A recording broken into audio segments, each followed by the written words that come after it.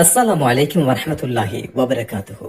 உலகில் முஸ்லிமாக வாழும் ஒவ்வொரு மனிதருக்கும் முன்மாதிரியாக இப்ராஹிம் அலைஹிஸ்ஸலாம் அவர்களை அல்லாஹ் தேர்வு செய்துள்ளான்.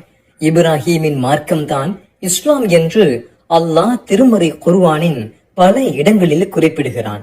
இப்ராஹிம் அலைஹிஸ்ஸலாம் அவர்களை அறிந்து கொள்ளாமல் இஸ்லாத்தை முழுமையாக நம்மால் அறிய முடியாது. ஓரிரை கொள்கையின் அனைத்து பரிமாணங்களையும் புரிந்து கொள்ளவும் அதை பிரச்சாரம் செய்வதை அறிந்து கொள்ளவும் இப்ராஹிம் அலைஹிஸ்ஸலாம் அவர்களை கற்பது அவசியமாகிறது. கொள்கையில் உறுதியாக இருப்பதையும் இறைவனுக்கு எவ்வாறு கட்டுப்படுவது என்பதையும் இப்ராஹிம் அலைஹிஸ்ஸலாம் அவர்கள் நமக்கு கற்றுத் தருகிறார்கள். ஒருவனுக்கு எந்த அளவிற்கு ஈமான் இருக்கிறதோ அந்த அளவிற்கு அல்லாஹுவால் சோதிக்கப்படுவார். அந்த சோதனைகள் ஒவ்வொன்றும் ஒரு நோக்கத்திற்காக தரப்படுகிறது என்றும் சோதனைகளின் இறுதி இறைவனின் உதவியை கொண்டும் ஈமானை கொண்டும் நிறைவு பெறும் என்பதையும் இப்ராஹிம் அலைஹிஸ்ஸலாம் அவர்களின் வாழ்வு நமக்கு கற்றுத் தருகிறது. இன்னும் பல படிப்பினைகளும் இப்ராஹிம் அலைஹிஸ்ஸலாம் அவர்களின் வரலாற்று நிகழ்வுகளில் இருந்து நமக்கு கிடைக்கின்றன. நமது இளவல்களுக்கு இப்ராஹிம் அலைஹிஸ்ஸலாம் அவர்களை அறிமுகப்படுத்துவது அவசியமாகும். அவர் இறைவனுக்கு தோழர் மட்டுமின்றி ஒவ்வொரு முஸ்லிமுக்கும் அவர்தான் முன்மாதிரி. நபிமார்களுக்கெல்லாம் அவர்தான் முன்மாதிரி. நம் தூதரான நபிகள் நாயகம் ஸல்லல்லாஹு அலைஹி வஸல்லம் அவர்களுக்கே அவர்தான் முன்மாதிரி. குர்ஆனில் பெயர் குறிப்பிடப்பட்டுள்ள நபிமார்களில் அதிகமானவர்கள் அவரது வம்சத்தில் பிறந்தவர்கள்தான். நபி ஸல்லல்லாஹு அலைஹி வஸல்லம் அவர்களும் கூட அவரது வழி தோன்றல்தான். அந்த சிறப்பிற்குரிய மனிதரின் வரலாற்றை அறிவதற்கு சுமார் 5000 வருடங்களுக்கு முன்னால் நாம் பயணப்பட வேண்டும். ஆசியா கண்டத்தின் தென்மேற்கு பகுதியில் மெசபடோமியா என்றொரு பெரிய நிலப்பரப்பு இருந்தது. இன்றைய Egypt, Syria, Jordan, Lebanon, Palestine, Iraq ஆகிய நாடுகளின் பகுதிகளை அது உள்ளடக்கும். அது டைக்ரிஸ் மற்றும் யூப்ரட்டிஸ் நதிகள் பாய்ந்த வளமான பகுதியாகும். பழங்காலங்களில் நதி படுகைகள் தான் குடியிருப்புகளாக இருக்கும். பல குடியிருப்புகள் சேர்ந்தால் ஊராகும்.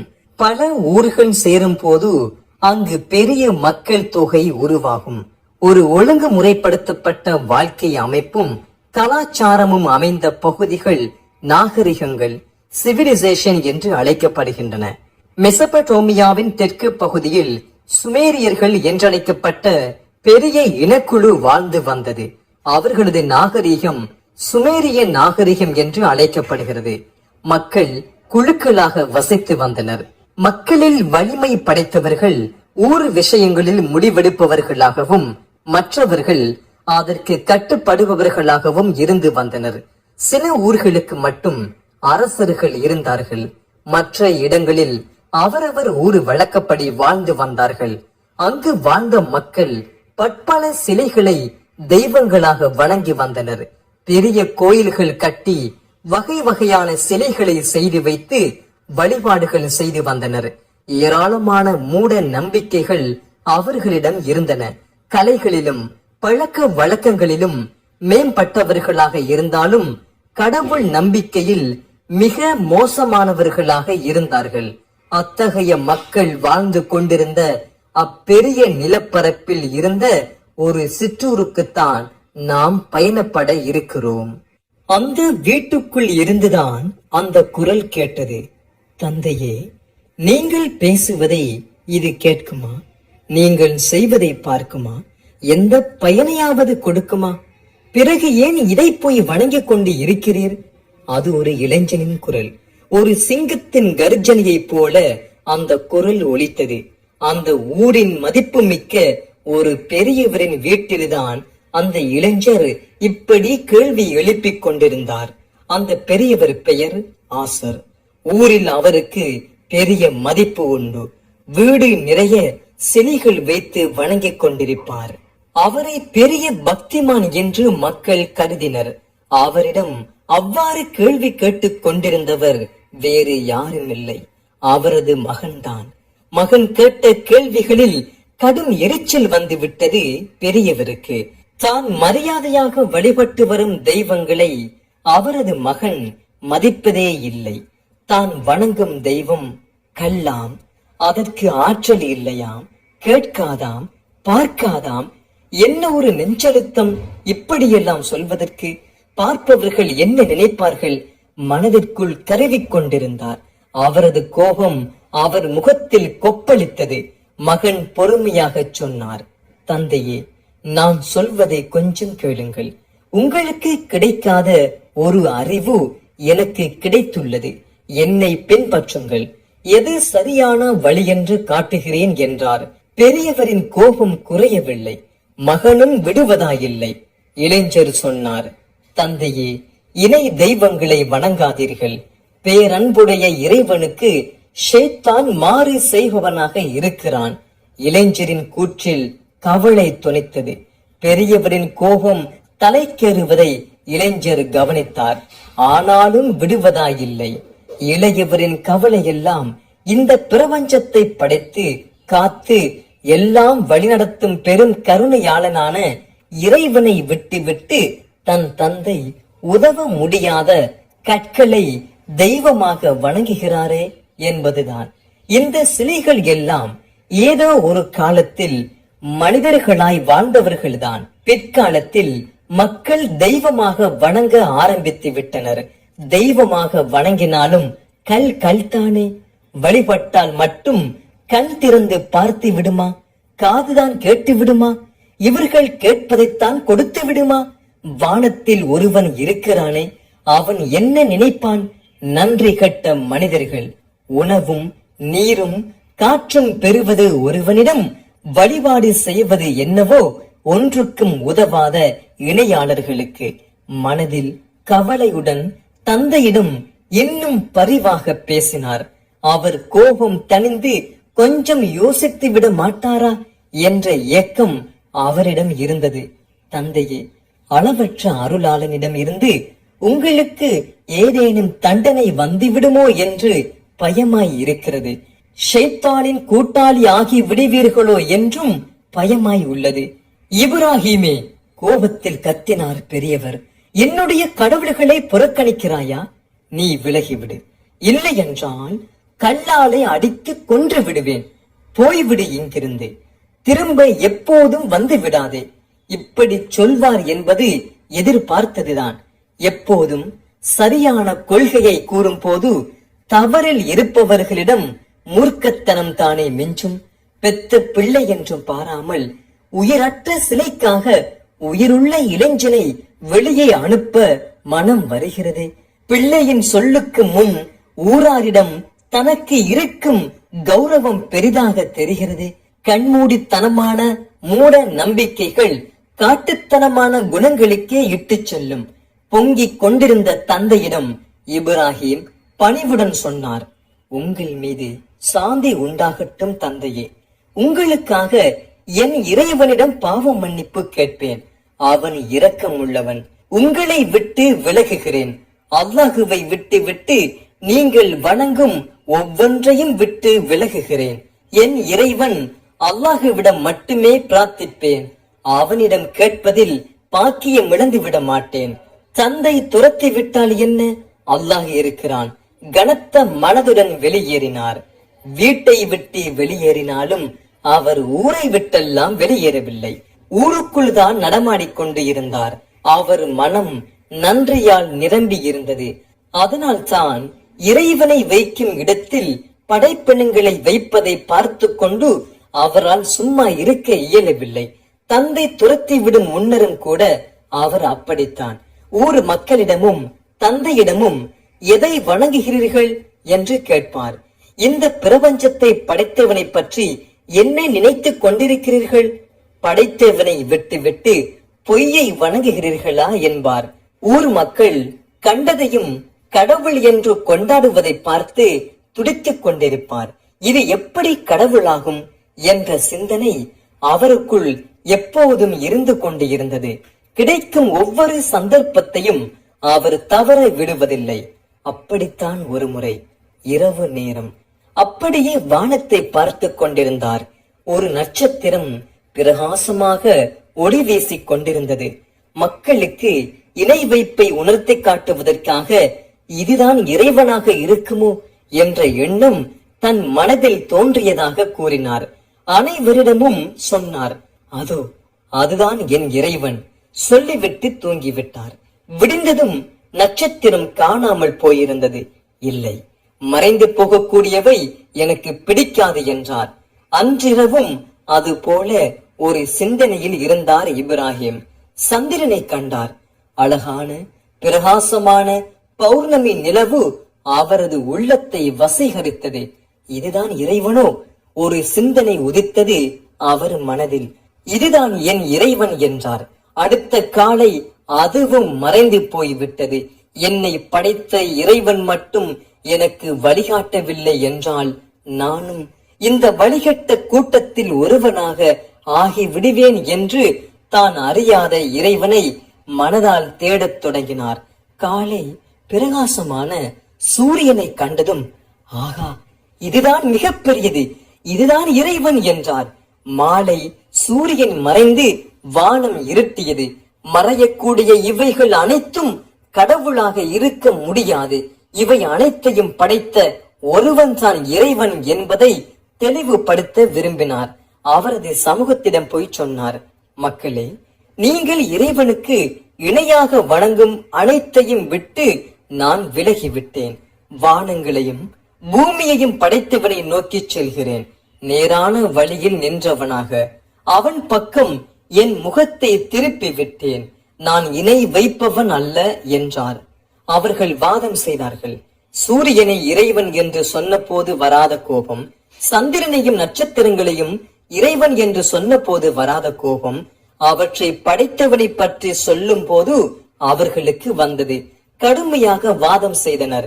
வழி வழியாக இதைத்தானே வணங்கி வருகிறோம், இவருக்கு என்ன ஆயிற்று? நம் முன்னோர்கள் என்ன முட்டாள்களா? அவர்கள் சொன்னால் சரியாகத்தானே இருந்திருக்கும். இத்தனை காலமாக இந்த கடவுள்களுக்கு தானே வழிபாடு செய்து வந்தோம். புதிதாக யார் அந்த அல்லாஹ்? முன்னோர்களுக்கு தெரியாதது இவருக்கு தெரிந்துவிட்டதா? பலவாறாக வாக்குவாதம் செய்தனர். நம் தெய்வங்களை பற்றி குறை சொன்னால் கடும் விளைவுகள் ஏற்படும், என்ன நடக்கும் என்றே தெரியாது. மிகவும் சக்தி வாய்ந்த தெய்வங்கள், ஆபத்து வரப்போகிறது, பயமுறுத்தினர். இப்ராஹிம் சொன்னார், அல்லாஹுவை பற்றிய வாதம் செய்கிறீர்கள்? அவன்தான் எனக்கு நேர்வழி காட்டினான். நீங்கள் அவனுக்கு இணையாக செய்து வைத்திருக்கிற சிலைகளை பார்த்தெல்லாம் நான் பயப்பட மாட்டேன். அவன் நாடினால் தவிர எனக்கு எதுவும் ஏற்படாது. அவன் ஒவ்வொன்றையும் சூழ்ந்து இருக்கிறான், அனைத்தையும் அறிகிறான். நீங்கள் சிந்திக்க மாட்டீர்களா என்றார். அவர்கள் தங்கள் பயமுறுத்தும் பேச்சுக்களை தொடர்ந்தனர். அதற்கு இப்ராஹிம், எந்த ஆதாரமும் இல்லாத சிலைகளை உண்மையான இறைவனுக்கு சமமாக ஆக்குவதற்கு உங்களுக்கு பயம் இல்லை. உங்கள் ஒன்றுமில்லாத தெய்வங்களை பார்த்து நான் பயப்படுவேனா? நம் இருவரில் பயமின்றி யார் இருக்க வேண்டும்? நீங்கள் சிந்திப்போராக இருந்தால் சொல்லுங்கள் என்றார். அவர்களிடம் பதில் இல்லை. இப்படித்தான் அடிக்கடி அவர்களுக்குள் பேச்சுவார்த்தைகள் நடக்கும். இப்படி அவர் பேசுவது அவரது தந்தைக்கு பிடிக்காது. அவரது தந்தையிடமும் பல முறை சொல்லி இருக்கிறார்.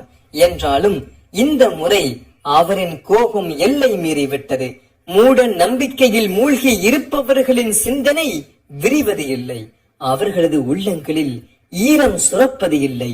தம் வரட்டு வாதங்களை நிலைநாட்ட என்ன வேண்டுமானாலும் செய்வார்கள். இறைவனை வணங்குவதும் தொழுவதும் சிந்திப்பதுமாய் அவரது வாழ்க்கை கழிந்து கொண்டிருந்தது. அவருக்கு இறைவனுடனான தொடர்பு கிட்டியது. இறைவனிடம் இருந்து அவருக்கு செய்திகள் வந்து கொண்டிருந்தன. இப்ராஹிம் அலைஹிஸ்ஸலாம் அவரது ஊருக்குள் மக்களிடம் தொடர்ந்து விவாதித்துக் கொண்டே இருப்பார். இறைவனை பற்றி, அவன் ஆற்றல்கள் பற்றி, மக்களின் மூட நம்பிக்கைகள் பற்றி பலவாறாக மக்களிடம் உரையாடுவார். ஒரு நாள் அந்த நாட்டு அரசரிடம் சென்றார். அங்கும் இவரது பிரச்சாரம் தொடர்ந்தது. அப்போதெல்லாம் மக்கள் அரசர்களை தெய்வங்களாக வணங்குவார்கள். அரசர் இப்ராஹிமிடம் இறைவனை பற்றி தர்க்கம் செய்தார். என் இறைவன் உயிர் தருபவன், மரணிக்க செய்பவன் என்றார் இப்ராஹிம். நானும் தான் உயிர் கொடுப்பேன், மரணிக்க செய்வேன் என்றார் அரசர். ஓ அப்படியா, சரி, என் இறைவன் கிழக்கில் சூரியனை உதிக்க வைக்கிறான், நீங்கள் கடவுள்தானே, அதை மேற்கில் உதிக்க வையுங்கள் பார்ப்போம் என்றார். மன்னர் வாயடைந்து போனார். ஒரு நாள் அவருக்கு ஒரு சந்தேகம். மரணித்த ஒருவர் எப்படி உயிர் பெற்று எழுவார்? இந்த சிந்தனை அவரை விடாமல் குடைந்து கொண்டு இருந்தது. ஒரு நாள் இறைவனிடம் கேட்டார், அல்லாஹுவே, நீ எப்படி மரணித்தவர்களை உயிர்ப்பிக்கிறாய்? இறைவன் கேட்டான், நீ நம்பவில்லையா? நம்புகிறேன் அல்லாஹுவே, ஆனாலும் என் மனம் அமைதியாய் இருக்க நீ எப்படி உயிர்ப்பிக்கிறாய் என்பதை தெரிந்து கொள்ள வேண்டும் என்று பிரார்த்தனை செய்தார். 4 பறவைகளை பிடிக்குமாறு இறைவன் சொன்னான். பிடித்தார். அவற்றை அழைத்தால் அவை வருவதற்கு பழக்கப்படுத்துமாறு சொன்னான். பழக்கப்படுத்தினார். அந்த பறவைகளை பல துண்டுகளாக வெட்டுமாறு சொன்னான். வெட்டினார். ஒவ்வொரு துண்டையும் ஒவ்வொரு மலை மீது வைக்குமாறு சொன்னான். வைத்தார். பறவைகளை அழைக்கச் சொன்னான். அழைத்தார். என்ன ஒரு ஆச்சரியம்! பறவைகள் பறந்தோடி வந்தன அவரிடம். அல்லாஹுவுக்கு ஒவ்வொரு பொருளின் மீதும் ஆற்றல் உள்ளது என்பதை நேரடியாக அறிந்து கொண்டார். ஒரு முறை தன் தந்தையிடமும் ஊர் மக்களிடமும் அவர் கேட்டார், எதை வணங்குகிறீர்கள்? பல முறை அவர் அவர்களுக்கு படைப்பினங்களை வணங்குவது மூடத்தனம் என்பதை எடுத்துச் சொல்லி இருந்தார். எப்போதும் தெய்வங்கள் என்றே தாங்கள் வணங்குபவைகளை பற்றி குறிப்பிடும் அந்த மக்கள் இந்த முறை அழுத்தமாக சொன்னார்கள், நாங்கள் கற்பனை தெய்வங்களை வணங்கிக் கொண்டேதான் இருப்போம் என்றார்கள். அதற்கு இப்ராஹிம் அலைஹிஸ்ஸலாம் அவர்கள் கேட்டார், நீங்கள் அழைத்தால் அவை கேட்கின்றனவா? உங்களுக்கு நன்மை ஏதேனும் செய்கின்றனவா அல்லது தீமை செய்கின்றனவா? அவர்களிடம் பதில் இல்லை. எங்கள் முன்னோர்கள் இவ்வாறுதான் செய்தார்கள் என்று கூறி சமாளித்தார்கள். அகிலத்தை படைத்த ஒரு இறைவனை தவிர வணங்கப்படும் போலி தெய்வங்கள் எல்லாம் என்னுடைய எதிரிகள்தான். அந்த இறைவன் தான் என்னை படைத்தான். அவன்தான் என்னை நேர் வழியில் செலுத்துகிறான். அவன்தான் எனக்கு உணவும் தருகிறான், தண்ணீரும் தருகிறான். நான் நோயுற்றால் அவன்தான் எனக்கு குணமளிக்கிறான். அவன்தான் என்னை மரணிக்க செய்வான். அவனே மீண்டும் என்னை உயிர் கொடுத்து எழுப்புவான். இறைவன் என்பவன் யார் என்பதை அந்த மக்களுக்கு விளக்கமாக சொன்னார் இப்ராஹிம் அலைஹிஸ்ஸலாம் அவர்கள். மீண்டும் எழுப்பப்படும் நாளை பற்றி கூறியதும் அவர் உள்ளத்தில் ஒரு அச்சம் தோன்றியது. தீர்ப்பு நாளில் என் குற்றங்களை மன்னிக்க வேண்டும் என்று அவனிடம் கோரிக்கை வைக்கிறேன் என்றார். அந்த மக்களுக்கு இறைவனை பற்றி சொல்லிவிட்டு இறைவனிடம் கையேந்தி பிரார்த்தனை செய்தார். இறைவா, எனக்கு ஞானத்தை கொடு, நல்ல மக்களுடன் என்னை சேர்த்து விடு, எனக்கு பின் வருபவர்களிடம் எனக்கு நற்பெயரை ஏற்படுத்து, இன்பம் நிறைந்த சொர்க்கத்தின் வாரிசுகளில் என்னையும் ஆக்கிவிடு, என் தந்தையை மன்னித்து விடு, அவர் வழிகேடர்களில் ஒருவராக ஆகிவிட்டார், மறுமையில் என்னை இழிவுபடுத்தி விடாதே என்றார். அவரது தந்தை மேல் அவருக்கு இரக்கமாக இருந்தது. வேண்டுமென்று இறைவனை அவர் மறுக்கின்றாரே, ஊர் மக்களுடன் சேர்ந்து சத்தியத்தை நிராகரிக்க கூடியவராக இருக்கிறாரே என்கிற கவலையும் இருந்தது. ஆகையால் இப்ராஹிம் அலைஹிஸ்ஸலாம் அவர்கள் தம் தந்தையின் மன்னிப்பிற்காக பிரார்த்தனை செய்தார். ஆனால் அல்லாஹ் மன்னிக்க மறுத்து விட்டான். ஏனென்றால் இறைவனுக்கு இணையாக மற்றவர்களை கருதுவது ஷிர்க் எனும் இணை வைப்பு ஆகும். அல்லாஹுவை வைக்க வேண்டிய இடத்தில் வேறு யாரையும் வைக்காமல் இருத்தலே ஈமானாகும்.